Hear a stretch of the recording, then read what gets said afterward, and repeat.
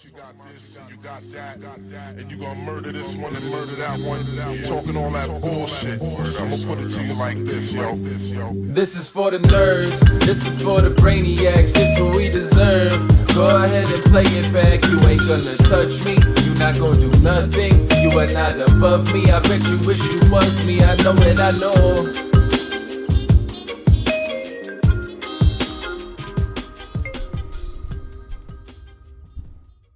What is poppin', everybody? Oh, damn, he's got the long hair. Welcome back to another special episode of the Only Friends podcast. Well, you know, it's me and my only friends, which includes, but is not limited to, my boy, Mr. Hunt. What's poppin'? Hey, Connie, I'm doing well. Landon interrupted you there. What's going on? I was just shocked, you know. What happened? They got the long hair going on. Hair's out. Only reason I don't have headphones on. You can't interrupt a man's intro. Yeah, you it's fucked up. It's poor form. I know. I was just taking He it does it all back. the time. You He know? just starts stimming. He just starts, you know. Yeah. He just hits the stim button And he yet, goes, and yet the man denies being autistic. Oh, I'm happening? What's definitely, going on here? I'm on the spectrum. You know, everyone's on the spectrum. I'm somewhere. Everyone's on the But I'm spectrum. looking That's like not true. Yeah. But that's how the spectrum works, right? Like it's from 0 to 100. Yeah, but there's such a thing as 0. That's what I mean. It's not 1 to 100. Yeah, but you're on it as a 0. You know what? Okay, ask a doctor if everybody is on the autism spectrum and see what they say. Listen, on the Weekend Warrior spectrum, it's $0 to $1 million. And Yeah, right now, I'm you're pretty- not looking too good. I'm cuz. pretty What's close to poppin'? being at $0. Yeah, I'm What's not going looking on? good. I keep getting absolutely shafted by the fact that I am forced to make more high variance bets than you guys are. Why are you forced to? Because I'm betting on a sport with 3 potential outcomes. Well, that's You your guys are betting- choice. You can bet other That's- ways. There's a two-way not- line there. Have you seen some of the high variance bets these guys are putting in? He put the whole roll on the line in week 2. Yeah. Yeah, that's fair. That's pretty fair. Didn't you take like a 6-1 favorite to start? Yeah, and they lost? fucking lost. Yeah. That was the only cricket bet that I No made. high variance there. That was the only cricket bet that I made. And it's the only one you'll ever make again. Right. I'm not even doing Right. it anymore.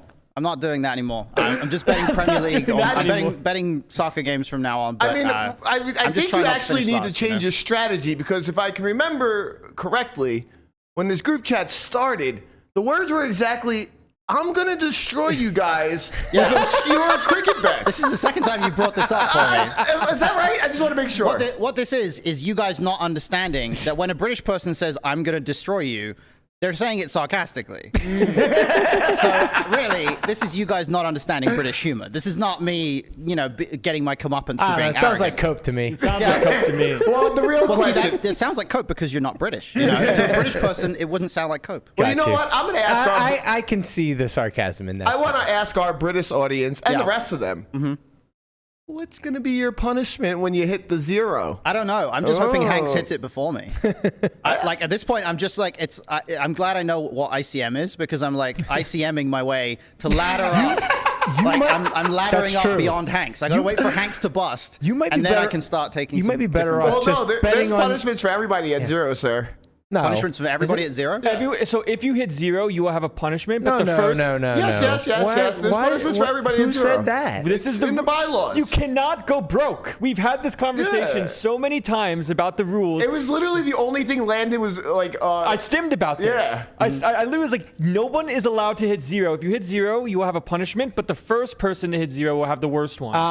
Okay. Like okay. there's a I got group you. punishment, I got you. and I'm then okay there's the with that. first to lose. So Yeah. Hunt ICM is helping him beat is true. Right. Hanks It is true. and I Hanks' am- teasers. Right. I'm reducing my bets I'm back really down to confident 50 I can per week. not go to 0. Like I haven't gone full. I haven't gone all the way towards the ICM ladder strategy yet. But if I just want to bet $50 every week on like a huge favorite, I can do that and just not go to 0. So I might do right. that at some We point. did see what your huge favorite does for you. Yeah, I mean that was bad. That was my early mistake. I bet the favorite again right after that, and they won. So Yeah. like it was me relying on the England cricket team to win 6 games in a row instead of 5, and they fucked it up on the 6th one. So that was my flawed strategy of relying on my own country to do me a favor. You really might be better off just betting on NFL games because it really doesn't matter. The lines are so flipping? good. It's basically a coin flip with juice. Yeah.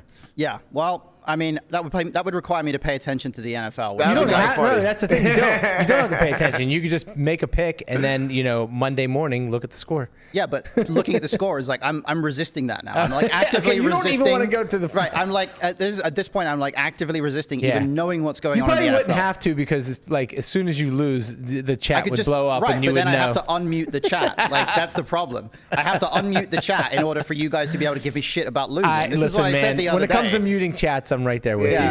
you guys are one of a kind. I was saying the other day that our group chat is the worst group chat ever because I mute it for 6 days a week while you guys talk about sports I don't care about. I unmute it for 1 day, And you I lose my picks. You guys call me an idiot, and then I mute it again. That's how it works. I'm in 14 chats just like that. You know what the funny part is? We didn't even get to announce our picks, and you already lost this week. I know. That's funny. You're speed running going zero. He lost before we announced. Right. I went into the trap of like I was reading the group chat on a Tuesday and I was like, oh, there's some soccer games today. I'll just make my picks for a game today, and that way I'll know sooner rather than later. I don't have to wait. Like I can just pick a game that's right now. And I picked the game that was right away. Lost my pick because I predicted a draw and it was 1-0 with like infinite opportunities for it to be 1-1 right at the end, and it didn't happen. And now I'm dead. I'm dead for this week. So that's tilting me. Right Conrad now. did that last week, but he won. Yeah. See, Conrad's probably better at betting Oh, than me. neighbors. Yeah, you I mean, preemptively weekend warriored.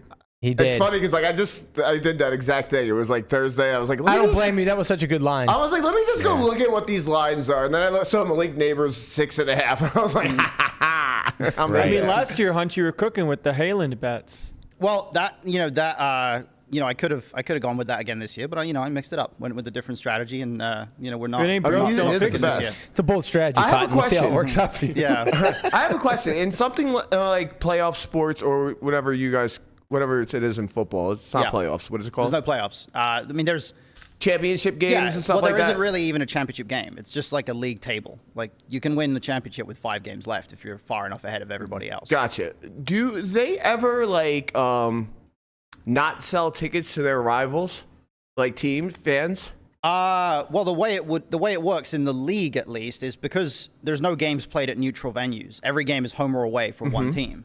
The home team is going to get 90% of the ticket allocation for each game, one way or the other. So the closest equivalent would be, let's say, when they have cup competitions, which are like kind of like there's an NBA Open Cup. Yeah, like we NBA copied that in-season off of you tournament, guys, right? yeah. Yeah. So like for something like that where the final is at a neutral venue, it's just a 50-50 split of who gets allocated the tickets. What if the two teams are very, very close proximity to each other, and they're trying to prevent the other team's fans from being in the stadium? That doesn't happen. Like Oh. you can't, because the neutral venue, the final is always at a neutral venue, which is not a stadium belonging But to I'm either. talking But about he's like regular a- season games, like regular Yeah. season Or playoff league or- games. You said the allocation's 90-10? Yeah, it's something like that, or even 95-5. Like there's almost never there's like no substantial amount of away fans in the stadium anyway, on average. So you could. I wonder if it's because they're blocked to buying them. Yeah, it's how ticket allocation Oh, works. okay, Like when you buy a ticket, Gotcha. if you are buying it through the home team, there's a different periods of allocation, like season ticket holders and then like club members and then general public. But one way or another, if you're buying a ticket to a game, you have to go through one team or the other. Gotcha. And so the home team for that game is basically distributing an allocation of tickets to each team. And the away team is only ever going to get 10% of the tickets or something like that. Gotcha. So something crazy here for baseball, the baseball playoffs. The Dodgers are playing the Padres. Right. LA and the San Diego. Padres, they're like, what, 45 minutes away from each other? An hour? Probably like an hour and a half. Okay, so We an hour learned and a about half. this yesterday. The Padres will not sell any tickets to anybody that lives in LA County. Wow. That is pretty sick. So This has happened before in like in other sports or other situations. I remember this happened in the game 6 of the Knicks Philly, the 76ers. I feel like this happened because there was a bunch of Knicks fans in there for like the earlier games, and they were like, "Well, we're not going to have that Again, like you have to live here." Right. You can take a train probably from Philly to New York in like 40 minutes or something like that. So Yeah, about an hour. Yeah, So it's like the super reason close. this doesn't happen in the Premier League is because, number one, in a stadium, the fans are segregated. So They have to be too many fights. Yeah, literally, like 100%. They're going to destroy each other. The away fans are a specific section of the stadium, right? And the other thing is that demand for tickets in like the Premier League is so high that you cannot just casually buy a ticket to a Premier League game unless it specifically is a game with fairly low demand. Like if you're thinking about like a really big game, every single home fan in the stadium is either a season ticket holder or like a high priority club member who's already paid for the privilege to get first dibs on the tickets. Really? It must Yeah. be so expensive then. It is. It's hugely expensive. Like, what's It's the average- would you A guess? season ticket for like a top Premier League team will cost about $1,000, and that's for 19 games.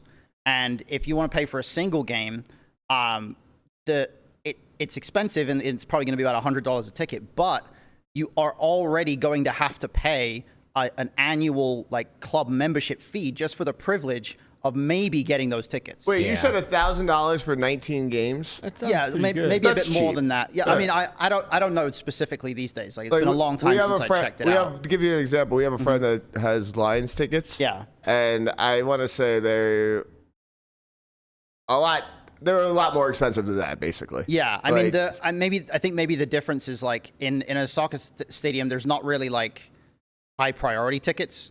If you see what I mean, there's like you could get like front row or whatever, but that's actually kind of a shitty view. You know, Right. so like to get a season ticket, you don't really have a lot of you don't really have like a choice of where you go or whatever, and there's still a priority. There's like a pecking order there because if you've bought a season ticket in a previous season, you're going to get Better basically seats. better choice of seats the next season. Yeah. So you have to like over a period of 2 decades or something, you have to like Move up. the Move your hierarchy status, yeah. of fans, right? Right, Like you right. literally have to do that. How many You're like, all right, seats are babe, we'll there? be able to see the The pitch biggest next year. Premier League stadium is about 73,000. And I that think. fills up that's- for like the big games. That's Manchester United Stadium. That will fill up pretty much every single game. I thought it Yeah. had 100K. The biggest soccer stadium in the world is the Maracanã in Brazil, which holds about 120K. Wow. Yeah. The second biggest would be in Spain and Barcelona, which holds about 110K. Okay. There's not a lot of soccer stadiums that hold 100 plus I K. think Yeah. Azteca Stadium is pretty huge. Azteca's too. probably huge. Yeah, I forgot about Mexico Azteca. City. That's But where I your don't- cousin plays, right? I don't know these days because Maracana and some of the other South American stadiums got reduced when they started introducing rules about safety. Because like they used to have like 120, 130, 150K packed into some of these stadiums in like the 60s. But then they were like, this is horrendously unsafe. So at a Right, certain yeah. point, they realized like we can't do this anymore. Right. So theoretically, you can cram more people in, but it's just not a good idea. Right. Pretty sick. Yeah. Did you guys, Caitlin's done it again, man. She's done it again. She's made another video. Amazing. Another hit. Doesn't this miss. This time she's trying to get, what do you call it, a Grammy? She's Yeah. trying to get a Grammy this time. Yeah, Grammy. Trying She's to get a singing. Grammy. She's trying to get a Grammy. She's trying to get on there. How about She's just trying like to be- GPI? She's already got those. She's singing a song, she's moving man. up. Maybe they need She's- a GPI award for Yeah. Song of the Year. Like She's trying to get- poker-related song, you know? Jeremy Osmus and her in the running. That's Yeah. it. And Wow. Parad. Let's run And this shit. Pralad. But what about the Freddie Deeb remix of Let It Be? That's a good poker-related song. Oh, that is a good one. Where they were all singing in the Bellagio. That is a good one. That, yep. Or there's the JRB one where he's winning Oh. that pot versus is it Yep. Keith. Wow, there really is a There's a market for section this. Yeah, here. right. If they I don't think do it, I- we're gonna have to do it. Yeah. It's And true. have you ever heard the EPT rap? Like they did the EPT got some guy to do like a rap about the history of the EPT. At some point, they used to play it on breaks on their coverage. Okay. If you amazing. YouTube EPT rap, you'll probably find it. That's It's amazing. like it's really dumb, It's not and gonna I be don't know who it Prahlad, is. I know that's- Prahlad has a. It's not Prahlad. No, I know it's like some guy that it's like a really well produced like video that they used to play. I just remember they used to have it on breaks. They would play this rap song randomly. Prahlad has While I moved look on for for that, rap songs. let's give Caitlin her flowers and let's take a look at this video. Vegas in November is a most exciting place. The Christmas lights are already up, the sports book's in full swing, and there'll be one more party right before we make Thanksgiving. A special poker tournament series Poker Stars is giving. The North American Poker Tour is on its way. Hello, my babies, indeed. 100 gold pass guaranteed.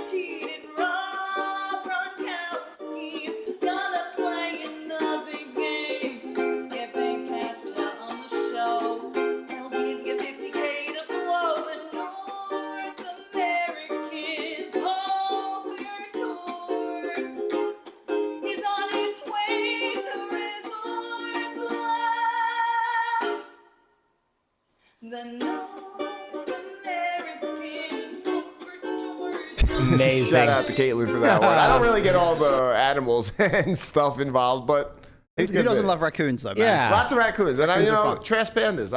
I love trash pandas. They're scenic, you know. They add Scenic to the raccoons, yeah. they add to the The environment. aesthetic. The aesthetic. I love like dead deer being carried, That's away by a every giant eagle. Yeah, it's every reg dumping money into the prize pool. Yeah. Very Makes sense, patriotic. you know? It was it's That's, quite creative video. It's definitely different than the ones that she's put out in the past, and I actually enjoyed it. She Yeah. did It was theater great. for a long time. Yeah. Yeah. Very talented. I mean, musical talent is not something that a lot of people in poker really possess, so Yeah. we got to give her props for that. Also go. playing the ukulele while she's at it, It's all coming together. Thank you, Caitlin, for your contribution to the poker community.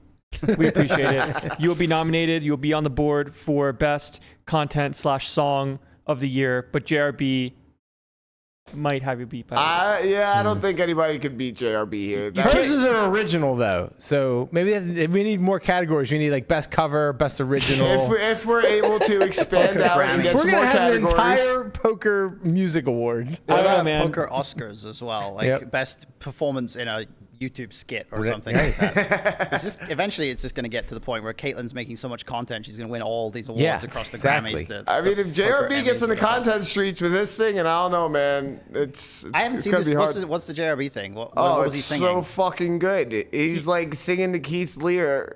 He's up a million, Yeah. up a billion. Just and like beat him in like the biggest pot you could ever imagine, and as like they're counting all the chips down, he's just singing away, drinking his scotch, and just having a good old time. And then was the Keith Lear song? just goes, "Fuck you." It was a country song. I forget. Yeah.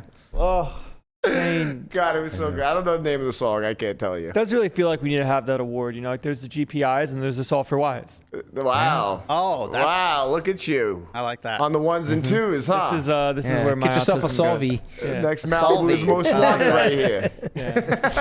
We could have our own version of the Razzies. Do you guys know what Razzies are? I know, yeah. Yeah. Well, I don't is know what the this? Razzies are. What are the Razzies? They're the It anti-Oscars. sounds like the candy. They're Right. the Oscars for like the worst opposite movie of the year. Yeah, they're Right. like the opposite of the Oscars. Like the worst movie of all time. Wait, that's Worst really movie a of the thing? year. That's fucked up. I mean- I can't remember. There's a few people who've won both an Oscar and a Razzie for the same movie.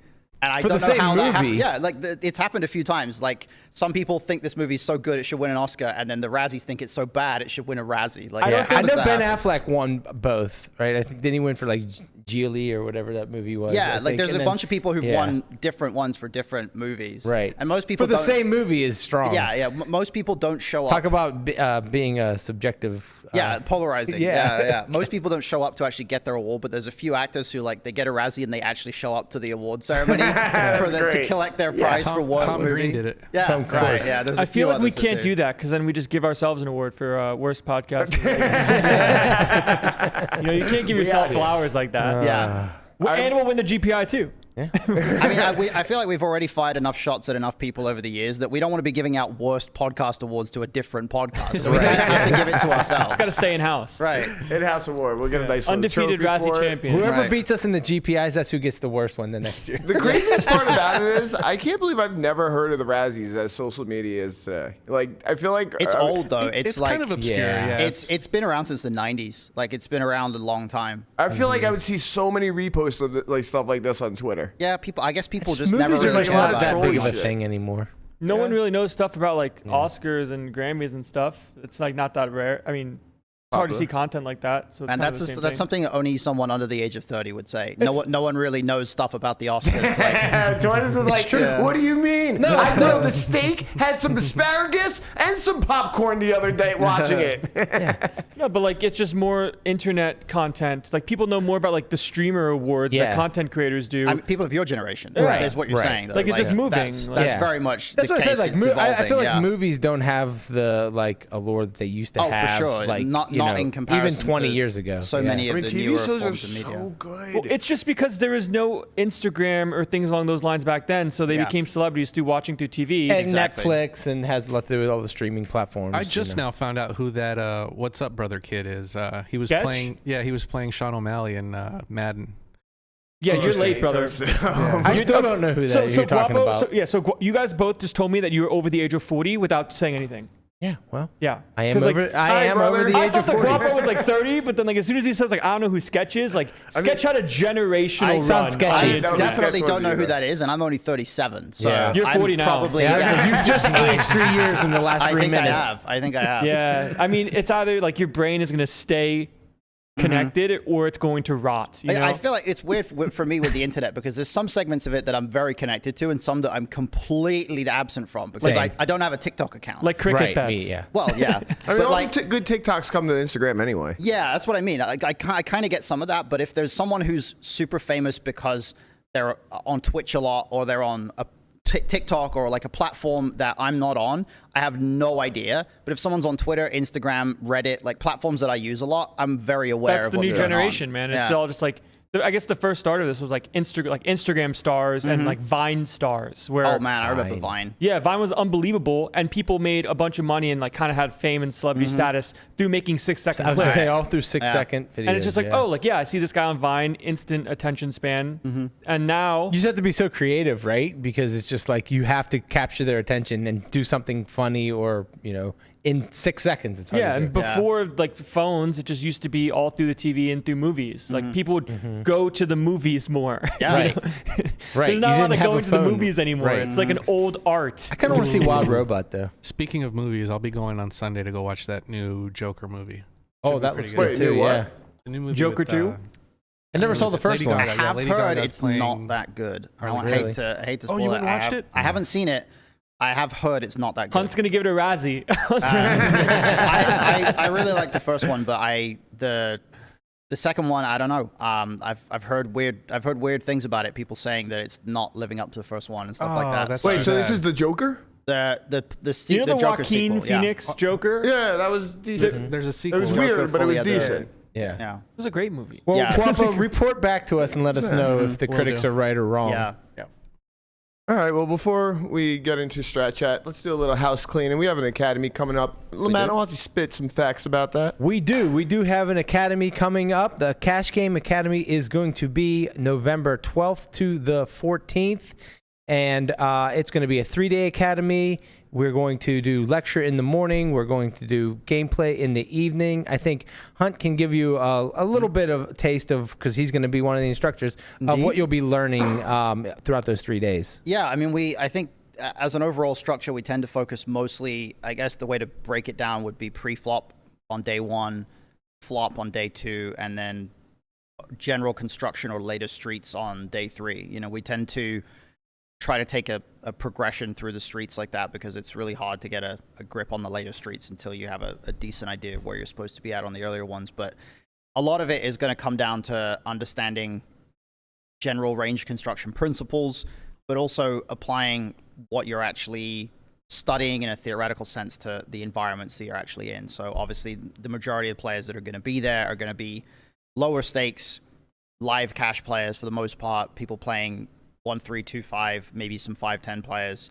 And so there's definitely going to be a lot of discussion about how a lot of these theoretical concepts are going to match up with the strategies you're going to want to employ depending on the exact environment you're in. So we try to put a lot of effort into tailoring it to, are you playing, games with super high rake? Are you playing really deep stacked uncapped games? Things like that. So there's a lot of discussion and adaptation based on what kind of games each player is playing in, and hopefully we get a good mix of players to discuss a bunch of different ideas. For sure. And people I think it's they get a little confused. Like, where's it being held at? It's literally held here. Yes. At this building.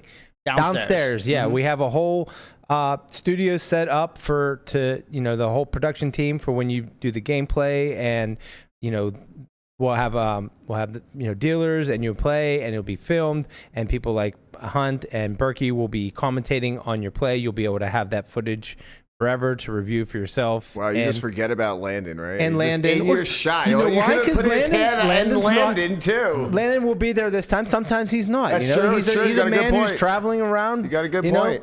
beating people up in tournaments. The man is in the streets. Right, exactly. I ain't beating anybody And up, bro. I'm glad you added in tournaments there. Like, Right. he's not just traveling around beating people up. Sorry, guys, I got to run. I have an appointment to get to. And then for all the people that have already came to the Cash Academy, right after, on the 15th to the 18th, we are running an Elite Academy. These are for people, like I said, as people that have already gone through the Cash Academy. And so it's going to be a Poker Out Loud style academy where the gameplay will be Poker Out Loud. So you'll be able to speak your thoughts out loud and have, have all the coaches be able to, Basically listening to your thought Exactly. process. So, Yeah, so the Elite Academy is the only one that's Poker Out Loud, right? Right. The other one is first just a cash normal one. gameplay, and the gameplay is it's a mock game. We're not going to make you play 5-10 while you're here, but so it's free game. And there'll be prizes and stuff to win. And from someone who's attended both, lots and lots of value. I really, really, really enjoyed both, particularly the Poker Out Loud, because it doesn't let you be the kid in the back of the classroom that never raises his hand. Right. Never gets, you have no choice, Mm-hmm. and it's your turn. You got to talk about what you're thinking about, kind of let you break out of your shell. Yeah. And this is a good thing because now people can critique, the coaches can critique what your thought process is, why you're doing what you're doing, and why you're making errors, and, Right. and how to fix them. And that can kind of be intimidating. That's kind of why we've shifted the, have the first academy, the Cash Academy, to be a regular game style play. And then once you move on to the Elite Academy, to be able to do Poker Out Loud style where you can articulate your thoughts. But if you think you're ready for both, send Brian an email. That's right. If you want to go back to back, we can definitely work out a little discount deal. And this stuff is really powerful too. I have an exercise that I do a lot with students in one-to-one coaching, which is just using the GTO Wizard range builder and walking through their strategy for a certain spot. And I had somebody the other day basically just be like, I hate this exercise, but I love it because being forced to be in the circumstance where you have to explain yourself, you have to actually run through the steps of this is what I'm thinking in this spot. It's so different to just studying passively where you can kind of kid yourself that you're learning something or that you're getting a benefit that you're actually not really getting. So Poker Out Loud it's great for that purpose, and every time we do it, I feel like I learn a lot just from and forcing from someone myself who in has that spot. personally suffered through the wrath of a Matt Hunt hand breakdown. You're frozen. It's good. This is how you learn. What, being frozen? Okay. Yeah, he freezes I like you to with the think range I'm builder. not too brutal on people, but I think it's hard when the academy is there's a lot of hand histories being thrown at you in a short span of time. Yeah. And you have a strong desire as a coach to give people feedback that's as useful as possible, but you also quite often need to get a point across quickly because you're going to be asked about 50 hands over the course of 3 days in a lot of cases. So it's a tough balance to strike of being I want to get this point across quickly that this was a mistake, but I also don't want to go overboard and be like, this is terrible, you suck. Right. I don't want to make people feel bad. No, don't do that. That's reserved for Guapa. Yeah. I mean, Guapo, you have a little more rope with Guapo that you can, But I think, it's a tough balance to strike of getting a point across quickly or really hammering home the idea of this is a big mistake that you need to correct versus you don't want to be brutal towards people. Yeah, so if you want more information, just go to academy.solve4y.io and you can see all the details. Yeah, I do think when it comes to the range builder, that's probably something that I even need to do more of myself. There's just a huge difference between passively and actively learning, where you have to look at all the combos in your range that you defend, face the C-bet on Jack 10-4. It's not like you're getting one hand, what are you going to do? Where that's what happens if you play the trainer. It's take every hand you have and find a frequency that you might want to check raise, check call, check fold, be indifferent in certain ways, and then check your work. Right. Because the answer key exists, but you're looking at it if you're just playing the one-off and saying, oh, I missed a defend, let me look at the answer key. Right. Absolutely. So speaking of GTO Wizard, I have a little bit of insider info because I had a meeting this morning. News. I had a meeting this morning with some of the guys who run the sims for GTO Wizard. Okay. And without going into the reasons why this is the case, they have a massive pile of sims that they're going to drop fairly soon once they fix a specific thing. Okay. The number they quoted to me was 10,000 sims. Holy crap. That they're going to add to their archive as soon as they fix a specific thing. When you say add sims, are we talking about for different types Preflop sims for mostly MTTs, but also some cash stuff that they're going to add to the solution archive. Okay. That they don't know exactly what the time frame is, but these sims are there and they're ready to be uploaded, and they That's just sick. have to fix a specific thing. So Do you know how many sims they have now on the site, roughly? it's definitely thousands. I Right. don't know how many thousands, but it's the way they described it to me. You're with the basically sims that- doubling the. I or don't know close about. to- I don't know about doubling. It Right. might not be doubling, but Right. 10,000 sims is a lot of sims. Right. So is it database sims like full? Preflop sims. Yeah. Okay, so- Full preflop. Oh wow. ICM spots.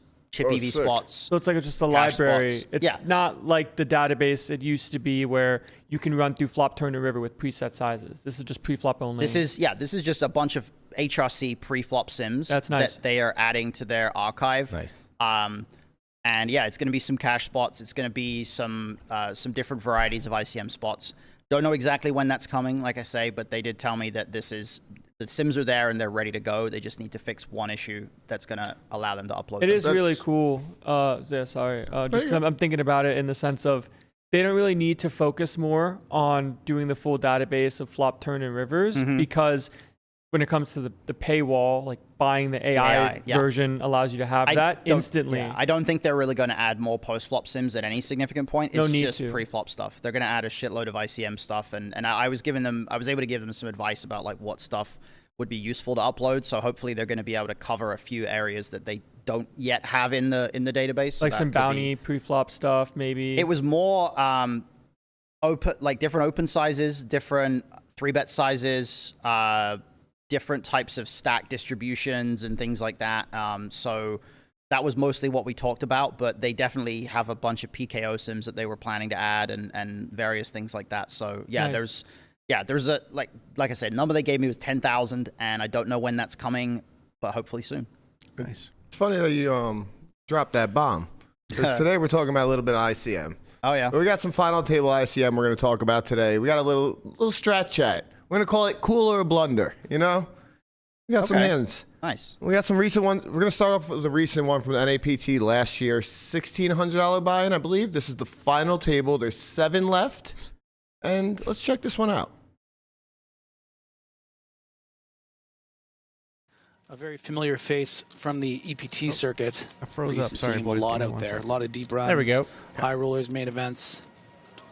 Queen Jack suited for Ping Lu. Flats on the button.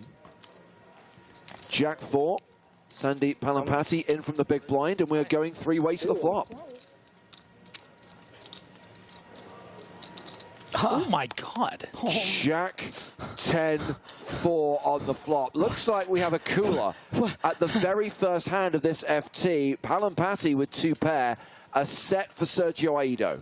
This is so sick. This is the actionist flop they could have possibly put out there.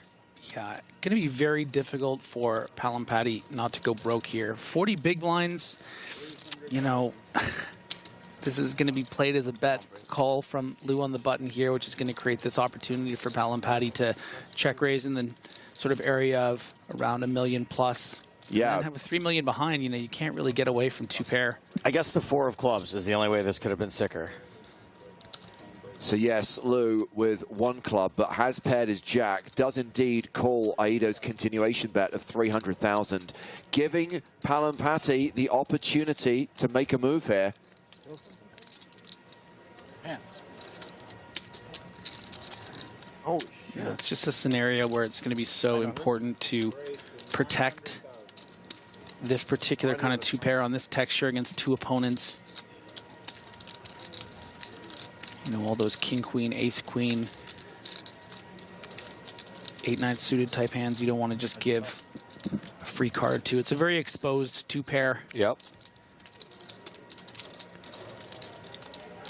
And Ado's just licking his lips knowing he has... Oh, literally licked his lips. Yeah, effectively the stone nuts.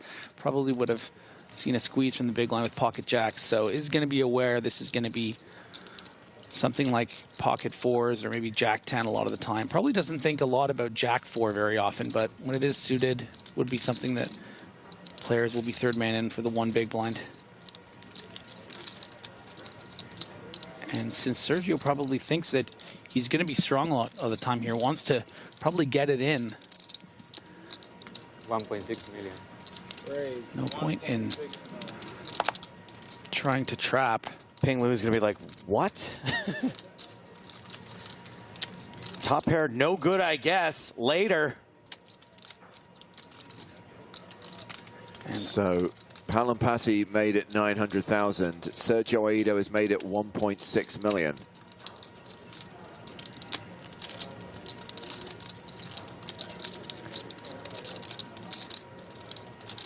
Probably so excited to start this final table. A great opportunity for Palampati, and just the first hand is just being put in it right now.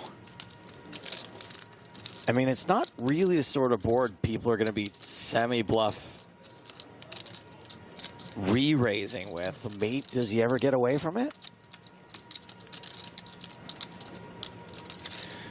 Well, the other thing is Sergio, what Sergio's repping is frankly always better than what Palampati has. That's what I mean. Aido wouldn't Yeah. be 3-betting this flop with aces, kings, or queens, or ace-jack. Would just be calling the check raise, I think. Isn't just going to want to get in 40 big blinds. So Palampati is a little concerned here, certainly.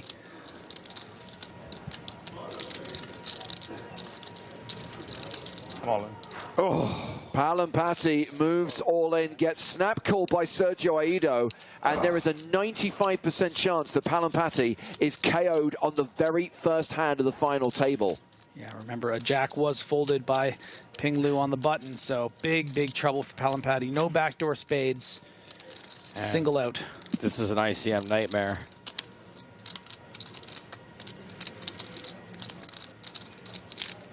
Maybe when he wakes up, the real final table will begin. Maybe we're just a part of his nightmare right now. Spin your token.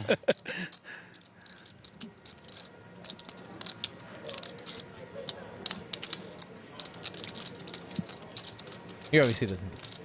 Only the jack of diamonds on the river will save Sandeep. Six spot to be in. We didn't find out if he hit the jack of diamonds, but I'm guessing not. I can tell you. He did not. He did not hit that Our jack of friend diamonds. did not hit the jack of diamonds. So, kind of curious here if we think this is actually a cooler or a blunder, because there is definitely some ICM. I see like an ICM issue pre-flop. I think that pre is probably fine. Okay. I think one of the things about this spot is even as a middle stack, with the 16 big blind stack there at the table, and by the way, this table is so stacked for a 1K, it's absurd. Yeah, it's absurd. Shulman, Aido, and David Coleman at the same final table in a 1K, that's completely ridiculous. Like everybody's there. Bornstein, Ping Lu, Yeah, like right. everybody's like. I just mean those really good. If you see those three, it's like you think it's a 25K. Yeah, if you see those three at one final table, right? But like anyway, the as like a middle stack here, I think when it goes raise and then button calls, the nice thing for you is that post flop is going to check around a lot, and there's not really going to be a lot of chips put in that often post flop. So you get to realize a little bit more equity that way. I feel like call pre is probably okay. I think where it gets really dicey for me for Sandeep is I'm not sure what his response is supposed to look like, where it goes bet 40 from Sergio and then call on the button. Because that call on the button is a range that's pretty strong. Like there's like Jack X, little bit of 10X in there. King Queen. Yeah, a little bit of King Queen suited, but it's not it's like a really narrow range, right? So when you have, and there's also pocket jacks and pocket tens are probably in there at a good frequency too. Fours, like it's close, probably not.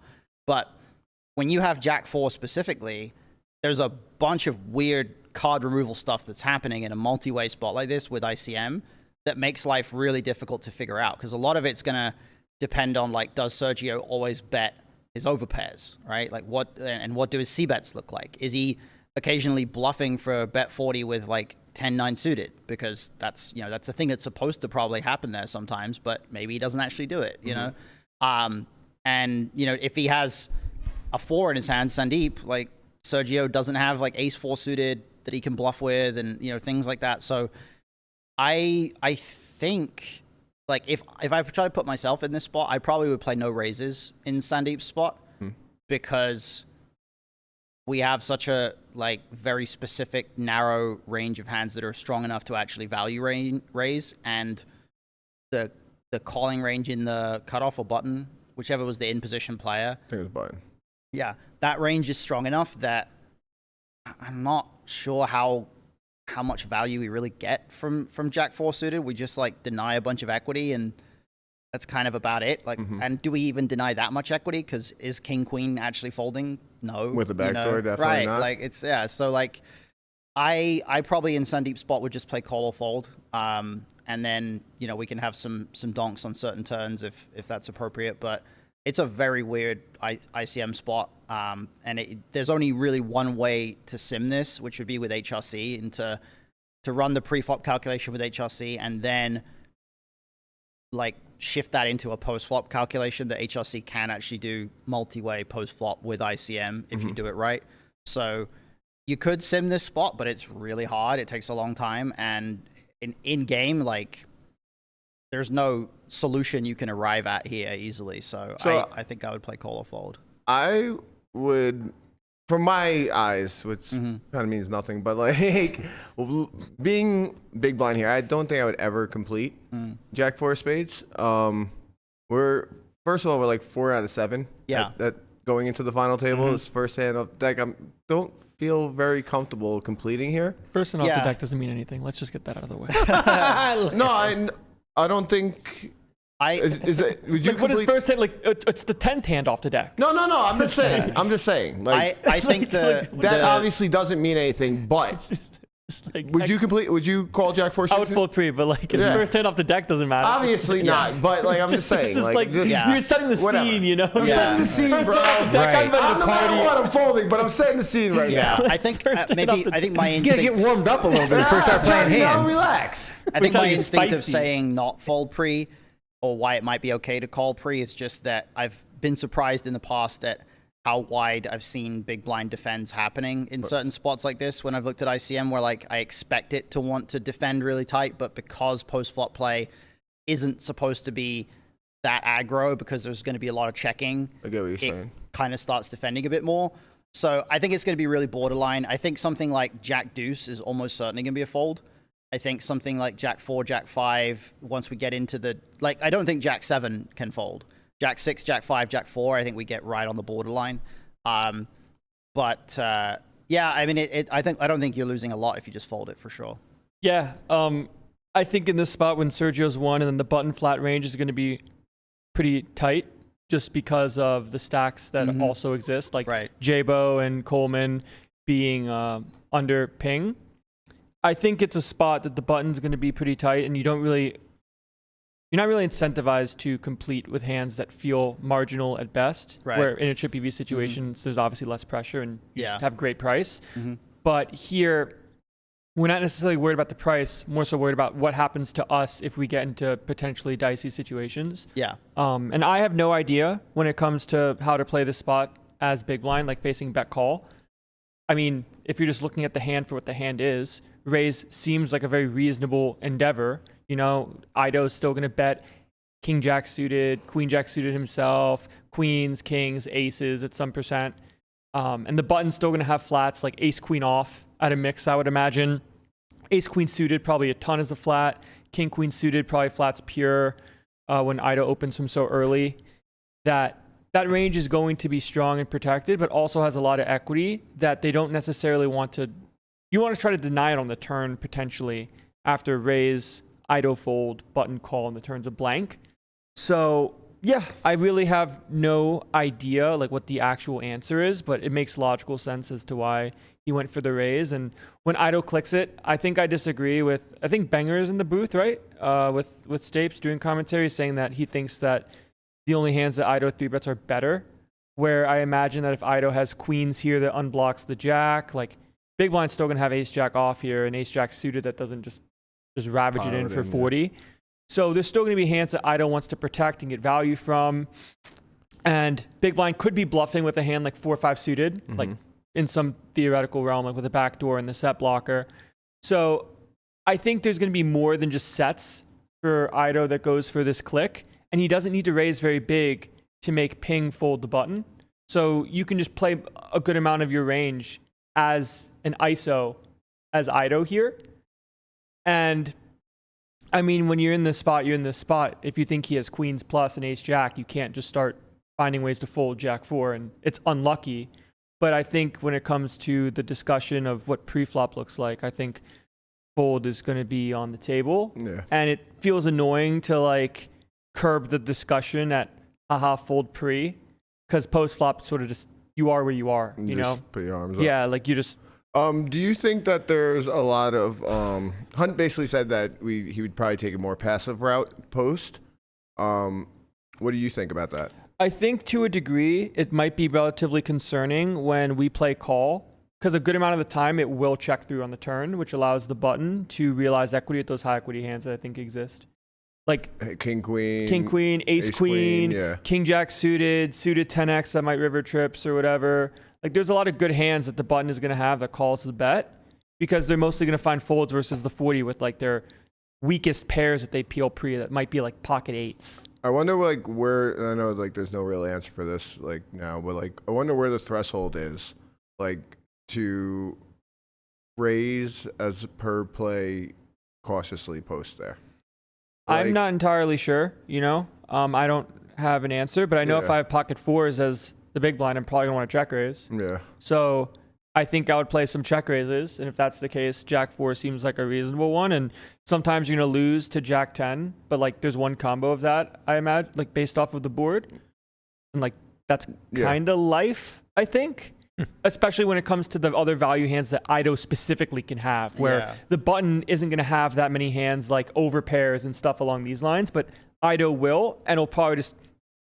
he's kind of forced to stack off after it goes bet, call, raise, because your hand is so good with the queens unblocking Jack X. Mm-hmm. So you're leaning more towards core than blunder. I think it's cooler post. I think pre-flop is a discussion, but I would fold it.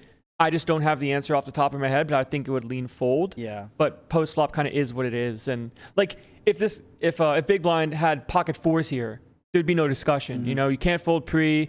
Check raise flop makes a ton of sense. True. Ido clicks it, and we're just all in because we unblock everything. Right. I think I just tried to check it on Wizard, and I found a sim that's like vaguely similar to this, not quite that close, but it's a fairly similar spot where like big stack opens, middle stack flats. And the big blind overcall range stopped at like Jack 8 suited. Oh, wow. So it actually folded Jack 7. Wow. So it might be a tighter range than I would think here pre. I think the really interesting thing that comes in post is I've been playing around with this concept lately that you can start to see if you run post flop ICM sims. And it's what it relates to is that when you look at a solver's goal is to minimize the EV of the opponent, right? And normally, when you're looking at just a regular solve for chip EV or whatever, minimizing their EV and maximizing your EV are the same thing.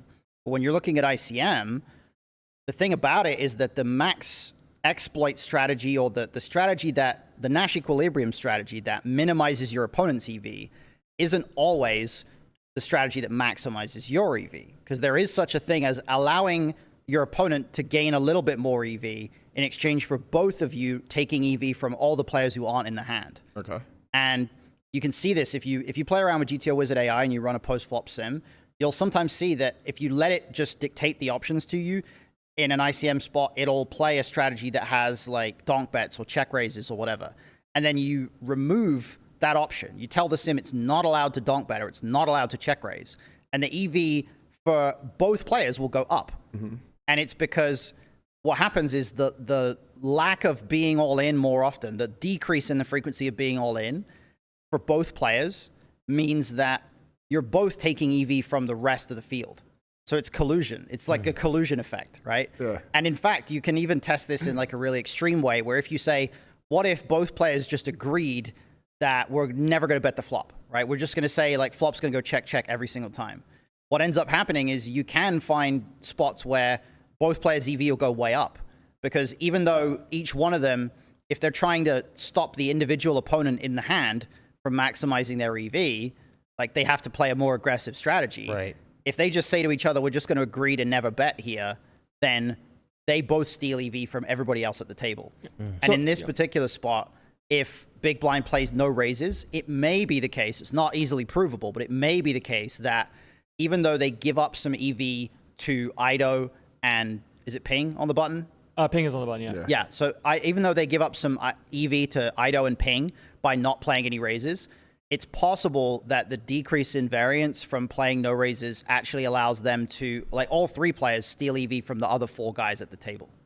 Yeah, I mean, I think if this hand were to happen where the button wasn't the flat and it was next to act to Ido, I don't think there'd be a discussion about defending Jack 4. Oh, yeah, for sure. So it's just a matter of trying to put all of the pieces together of where are you out of the 7 left, how many bigs do you have, and how close are you to the bottom, where maybe if he's last with 20 bigs, you can peel this hand as there's less pressure on you.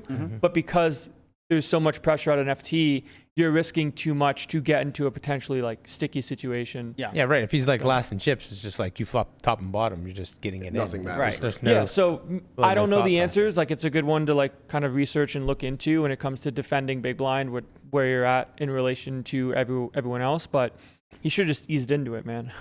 Yeah, you gotta warm up a little bit. 10-1, it's like kind of a dicey spot. Never play the first hand. Yeah. He's got a mock. Yo, actually, so it's funny that you say that. I had a friend named Neil, right? Yeah. And he played poker every single day.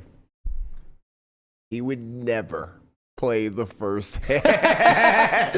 You don't understand how many times I've seen like aces flipped over into the ball. Oh my god. Jacks. And like he was a young kid and he was action, like he was a dealer. He dealt with me a lot of games. Just superstitious in Dude, that way. it was so funny. It was just the greatest thing. Why would he even look? I wouldn't even look. Yeah, I would right. just. Like, why would you Let me tell you like something. The kid loved pain. Yeah. Absolutely loved pain. Please deal me aces so I What's can funny about fold that them. is like if you're always going to fold the first hand, doesn't the second hand then become the first hand? That's And true. now you have to fold the second hand. Right. Sometimes And then you just start have playing to- like me. Listen, man. Sometimes you just got to ease into things. Yeah. As Landon said. Ease into it. That's the new All right, meme. we got another little spot here, but this one's a throwback. Way back. Way back. Back in time. Put the Wayback Machine. We got a little Yeah. Vanessa Dan Shack action right here.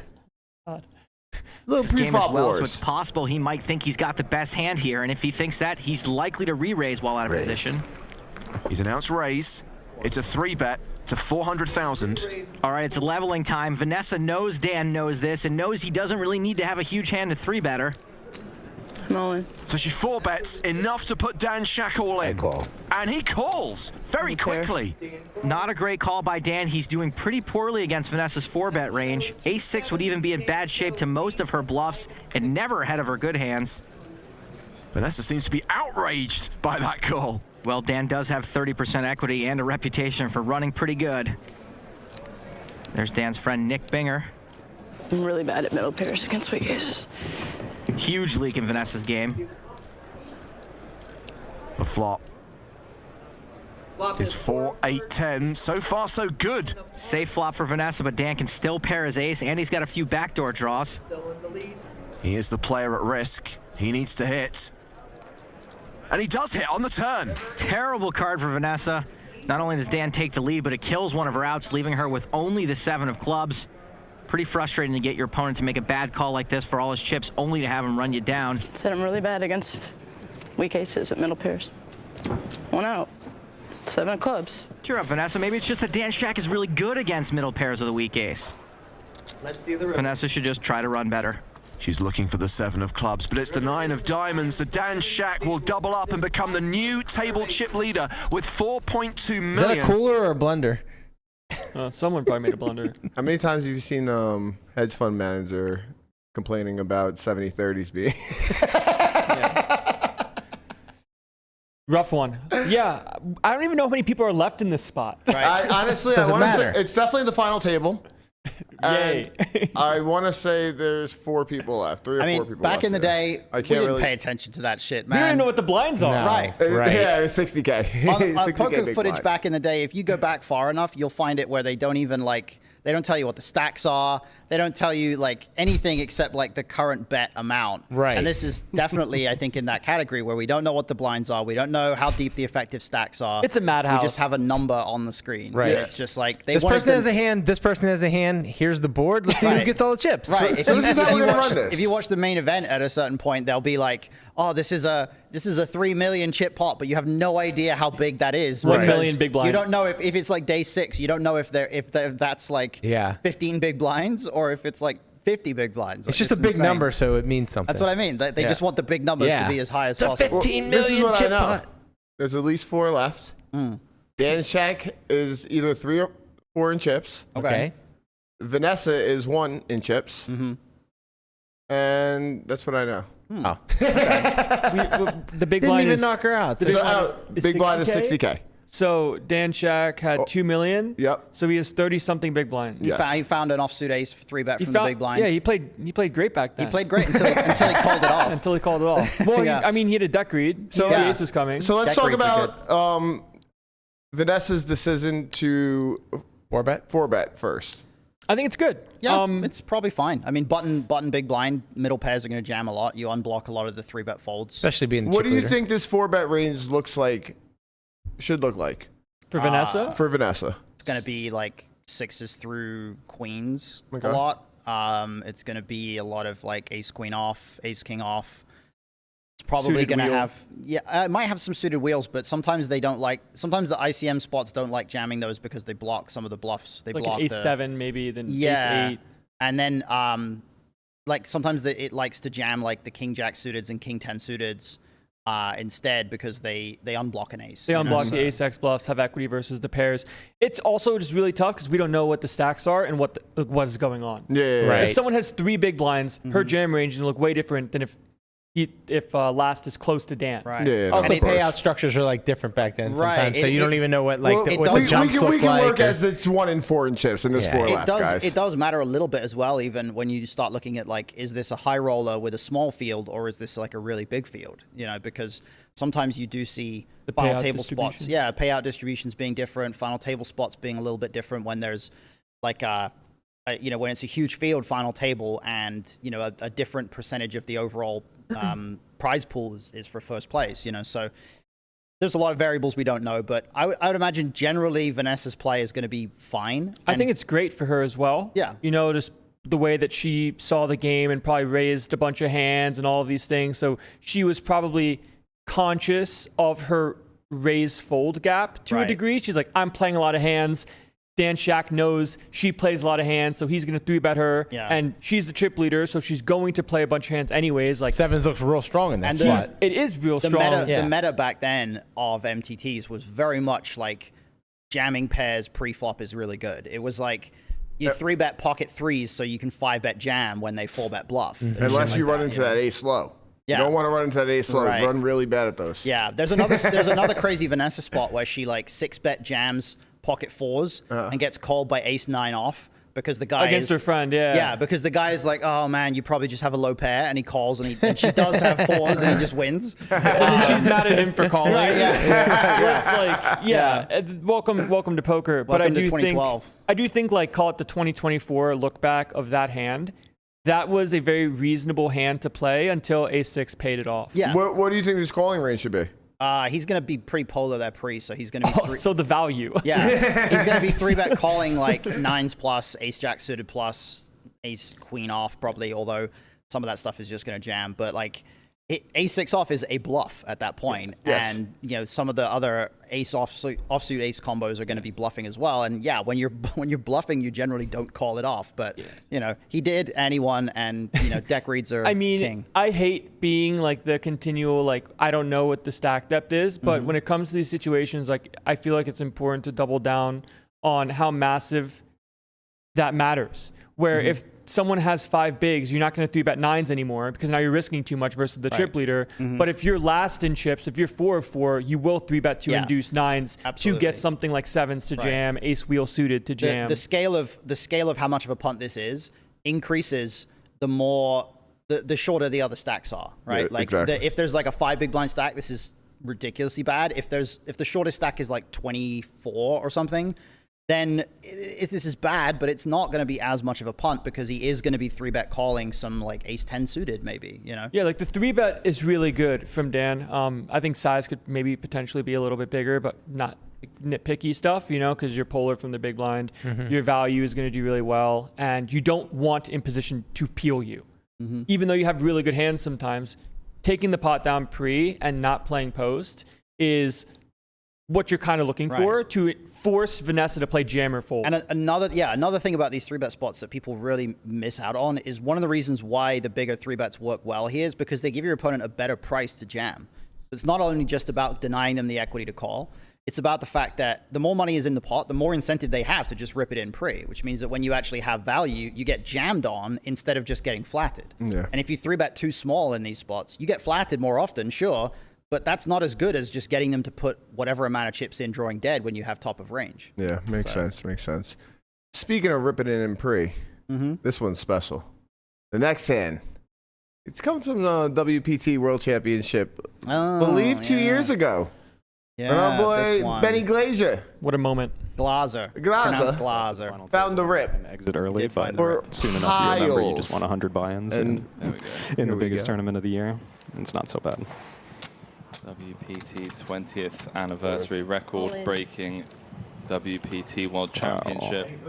Oh my word. So I was wrong clearly about my guess at how Benny would be approaching these pre-flop spots, because here he is making a big open jam, assuming that Elliott is almost never going to have a hand strong enough to call, and then it just gets through against all the other players, and this might turn out to be a very costly misstep. Elliott 50 bigs effective, makes the call, and everyone is going to be on their feet as you see the looks on all the other players' faces. The shorter stacks witnessing first v second, playing a chip lead pot, hand number 3 of this final table as Benny calls over to the rail asking for an ace. Kevin, we saw an ace folded already. Benny 5 cards away from doubling up Elliott, and more importantly, Elliott would have position on Benny and really get to play the role of table captain should he hold here with the pocket kings. Talk about career-defining hand being played out right now. Watching all the short stacks. Sweat this one on the side. 10-7. 10-7-5, so far so good. I don't think so. For Elliott's pocket kings. I think so. You do? Backdoor Broadway, always a potential for Benny. Good news is Benny can't be dead on any turn. 10. 10 of diamonds changes nothing. Elliott 1 card away from being the WPT World Championship chip leader with 6 left. And he is gonna hold with the kings. All right, this is an absolute sick hand. Man, I don't know. Like, what, they're 40 big blinds effective? And we have piles of chips. We can just, like, do whatever we want. I don't know what to do here. Right. This is pretty sick. I would just be folding everything. Literally everything. So I ran this spot after it happened, and this, I am like 99% sure that the reason Benny jammed here is because he had run these spots prior to the final table. Like, he was running sims, I have no doubt, for these spots, because I ran the sim. It has tons of jams in this spot. Okay. It was jamming like Jack 4 suited. Right? Wow. The only thing that's different about the actual spot in terms of how it played out is the sim didn't want to jam Ace Jack offsuit, because Ace Jack offsuit is strong enough to min raise call against the short stacks. Gotcha. So Ace Jack off was not a jam in the sim that I ran, but there was a super wide jamming range because the ICM situation here is so extreme with 4 short stacks and 1 stack of, like, Benny had 90 bigs, I think, and the second stack had like 40. It wanted to pile super wide because the second stack can only call off with aces and kings. Queens was a fold when I ran this sim. Wow. Sick. So, and he just finds the kings. I think it's a great example of people looking at this spot and being super results oriented and saying, why would he jam? He ran into kings. Like, yeah, but he gets a fold like 98% of the time from that player. It just happens to be his hand's too good. Right. To jam here. Precisely, yeah. Right, like he usually, like normally he's just going to jam there and it's just going to go fold, and then people will be like, that was a big jam. It's like, nah, I mean, it's just going to get fold. And there's an argument for the volatility of a strategy that involves jams being really, really high. But there's also an argument to say, like, well, if you have a strategy that can produce a scenario where the second stack, who's the only stack who can substantially hurt you, is forced to fold 98% of the time, that inherently is going to be a very good strategy. Whereas if you just min raise, the second stack is probably going to put chips in the pot at least 10 to 15% of the time, right? Yeah. So I remember having this discussion on Twitter afterwards, after this hand. Kevin Rabichow chimed in and was saying, like, sometimes jamming is actually lower variance because of how many folds you get.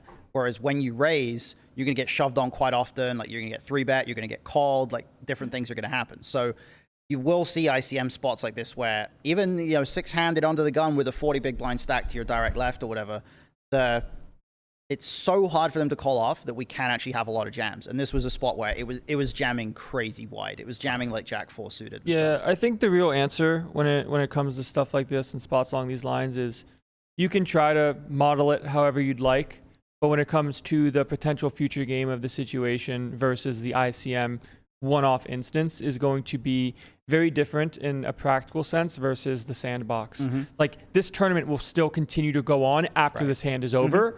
So, and you can't run enough computing power with FGS to get an accurate representation of, do I want to play big jams here? Right, yeah. Because the answer to some degree is actually maybe, right? Yeah. I think this hand class with the double high isn't as good, but a hand like ace deuce suited is like a great one because you block aces, you have equity versus everything, like even if he has kings or he can, and you also have to be aware that your opponent cannot pay off ace king in this spot. It's only pairs. But as soon as someone thinks like, okay, I have ace king here, if I double through Benny, I'm in a spot to win the tournament, and they pay it, sure, they're losing some ICM dollars, but they might just win the tournament that much more often. And this is the unknown factor that we can't solve for yet, right? Like you say, we have FGS, but FGS is a pretty simple model, and it assumes all future hands are push fold, which is not accurate to reality. So you can't really have a model here that allows you to understand all these variables, especially when you consider things like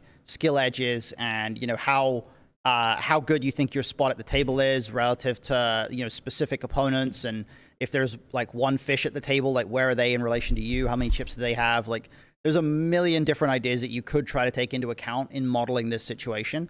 And we don't have anywhere near the computing power that we would need in order to take them all into account. So it's just a really complex spot. This is why we can't really live and die by the sim. We have to just use it as a baseline. Yeah, we that's the whole thing. We have different models that tell us one thing or another, and we just have to use those as best we can to try to understand the different parameters. And somebody who says this jam is terrible is just as wrong as somebody who says this sim is the perfect play, because neither of those people has any proof to back up what they're saying. It's all based on intuition. It's based on, assumptions about future situations and things like that. But what we can definitely say is if we run this spot, the solver says, theoretically, all other things being equal, this should be fine.